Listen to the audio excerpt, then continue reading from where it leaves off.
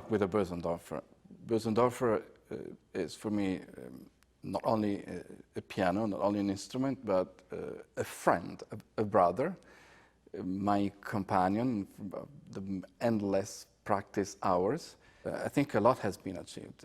It's the best piano I've ever played on. This new model especially seems to be so flexible in tone production, so responding to the pianist. And I must say that Vienna, even in a globalized era as today, still preserves some of its quintessential features. Balance versus quantity.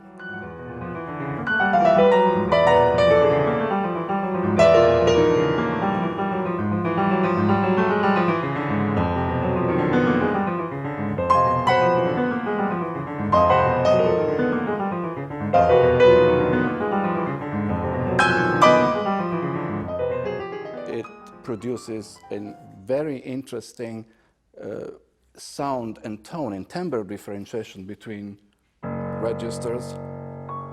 It's like two different people speaking, see. And this is typical, I must say, of Viennese orchestras. We can say this. The string sound of Viennese orchestras is never too present. The bow technique is really Viennese. You can say there is a Viennese sound. And I think Bösendorfer, in many ways, represents that aesthetics. Again, the piano provides very fine nuances and a very precise articulation in small silences.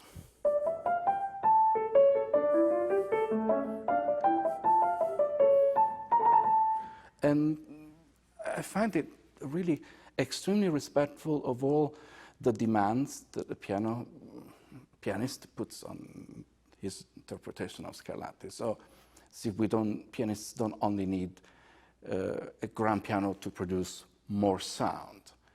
But Bösendorfer accommodates this demand, produced a more nuanced, fine sound and articulation of sound.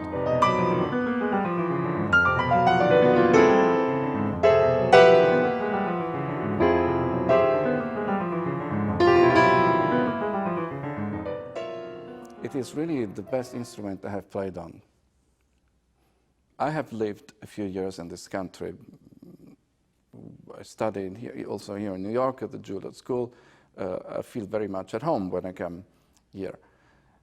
And I remember that among my fellow musicians, friends, the preoccupation about the piano was and still is projection, so tone projection in terms also project to every little corner of the concert hall, every pair of ears of people, of audience members.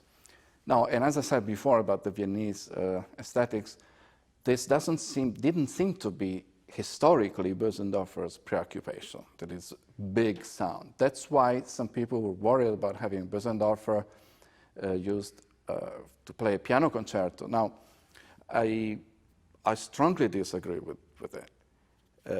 When I played the Busoni piano concerto in Vienna, and the Busoni piano concerto really uses a great orchestra, even a choir, the sound of the instrument came through extremely vividly because Bösendorfer, the philosophy of Bösendorfer is the poignancy of the sound, the penetration of the sound, not just the quantity, the volume of sound. So since I think there is still a tradition in prioritizing sound projection in America, it also shows through the orchestral sound, especially the brass.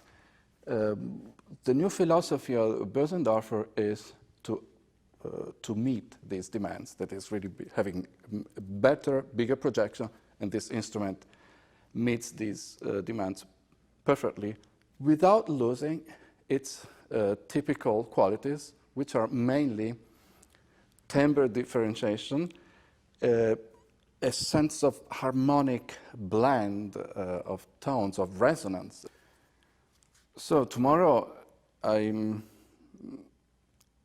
actually introducing this instrument to the Lincoln Center audience, and can you imagine how exciting, should I say, a big burden of responsibility. I really trust the instrument. I have no doubt that people will be very impressed.